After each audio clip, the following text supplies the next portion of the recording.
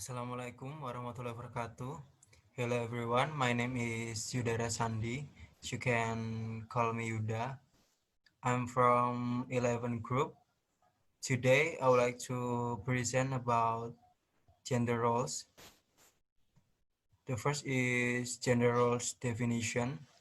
Gender roles refer to normative expectation about the division of labor between the sexes and to the to gender related to gender related roles about social interaction that exist within a particular cultural historical context.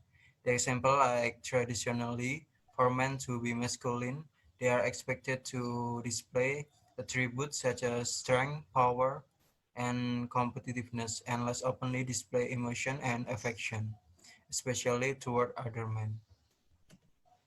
Next is socialization.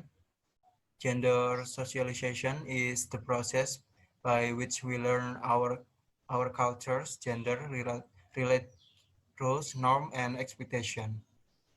The most common agent of gender socialization, in other words, the people who influence the process are parents, teachers, schools, and the media.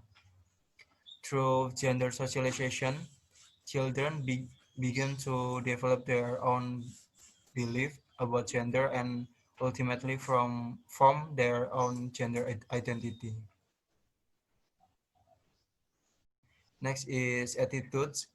Attitudes refer to views held by individuals regarding the roles men and women should play in society. It is a term most often used with respect to the distinction between paid and unpaid work. When individuals agree that a traditional division of labor between men and women, with men in the role of breadwinner and women in the role of homemaker, is advisable. They are considered to have traditional gender role attitude. Next is attitude change. Scott and Clary's analysis of almost 30 years of British attitudes to gender roles found considerable change in the way the public viewed the gender role divide.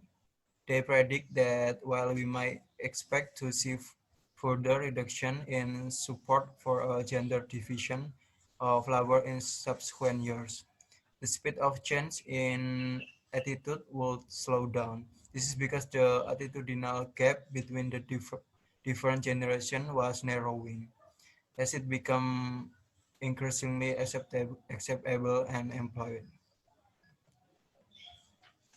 Next is gender norm will be presented by the next presenter.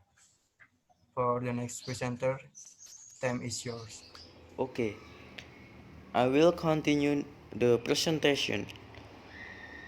Now I will discuss about gender norms. Gender norm can be identified as the prescription of gender rules. It is a type of socio-cultural regulation to encourage socially desirable behavior. This is a pattern of what individuals, as members of a group or representing a particular social position, should do. What is required of them under given circumstances. For the norm to fulfill this purpose, it represents a certain social control mechanism.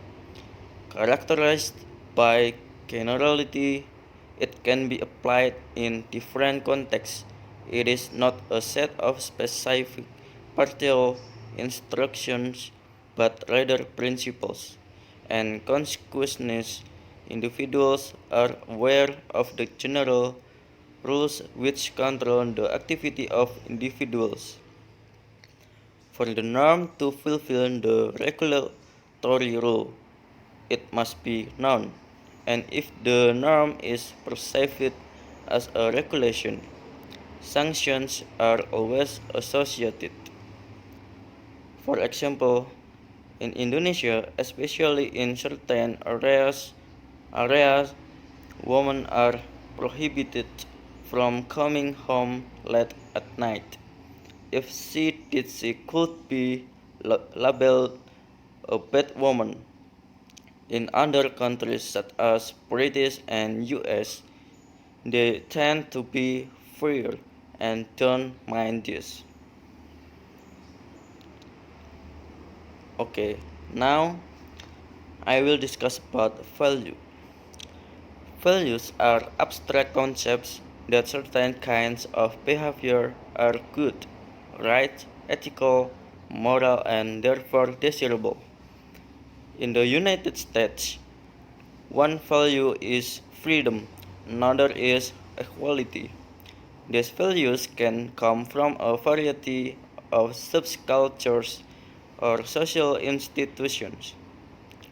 A society can have all of the values if it wants, but if it doesn't have a way to enforce those values, then having values means nothing. So, societies have developed forms of social control, which is the process people use to maintain order in group life. For example, for values in Indonesia, a man must have a value of responsibility towards his family. He must be able to support his family. In British and US countries, it is actually the same, but in Indonesia, the value of this responsibility has been emphasized even from childhood. And then I will discuss about contemporary gender roles. There are 7 contemporary.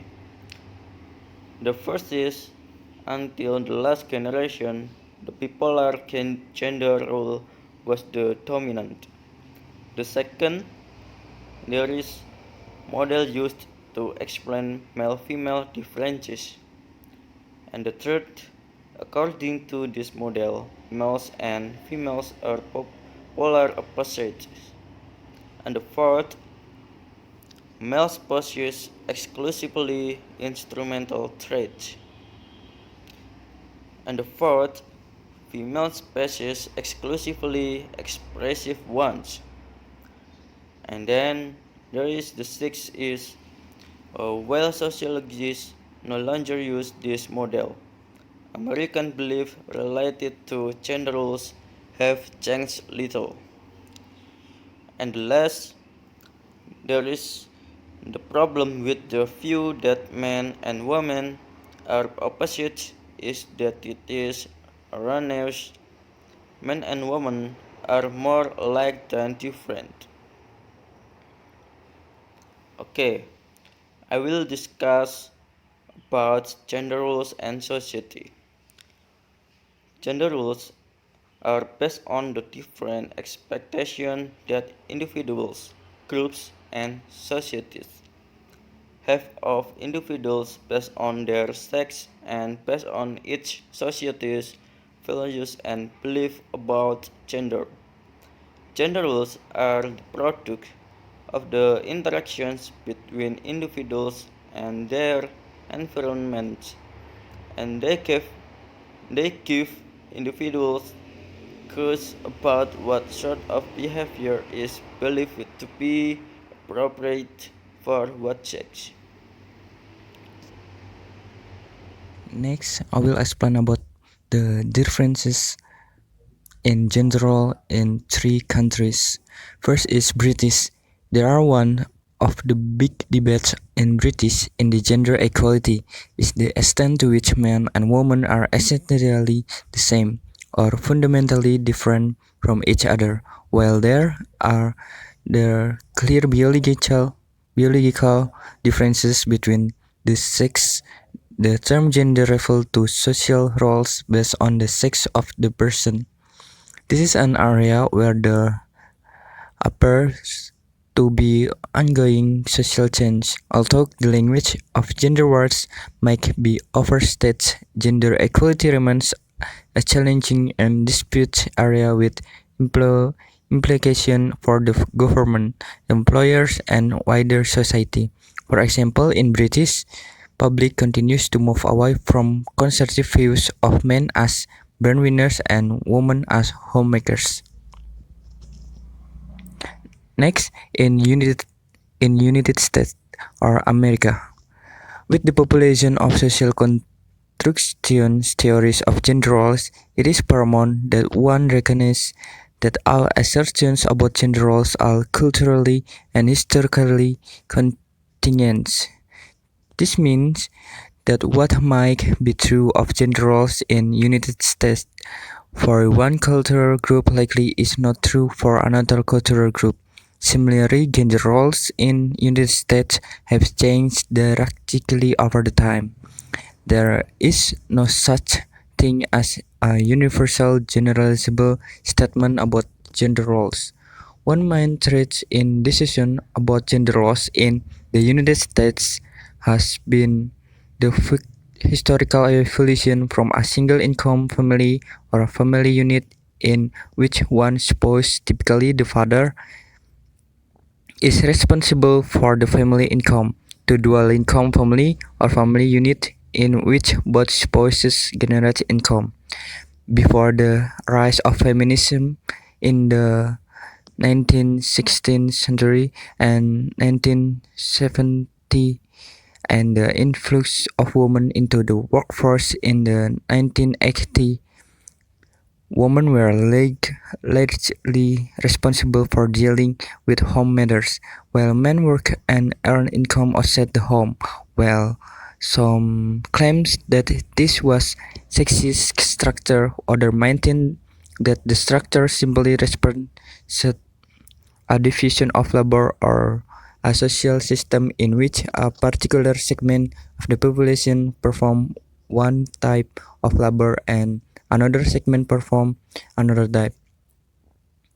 In 2005, 22% of American households had two income earners, which suggests the presence of women in the workforce. However, in most contexts, women are still expected to be primary homemakers even if they are contribution to household income by working outside the home. So in the United States, there are gender roles and woman is feminism. Next, gender roles in Indonesia. In Indonesia, gender equality and education contained in Indonesia regulation is different from the of British and America. The Indonesia government applies a heteronormative standard where there are only two genders, male and female. However, homosexuality and transgender exist in public life and are not criminalized. And in reality, the number of women is more than the number of men, according to 1,000 population census. Women play important roles in the society. Women own about 6% of micro, small, and medium-scale business enterprises. Okay, thank you for your attention and thank you for your watching. Sorry if we have any mistake. Wassalamualaikum warahmatullahi wabarakatuh.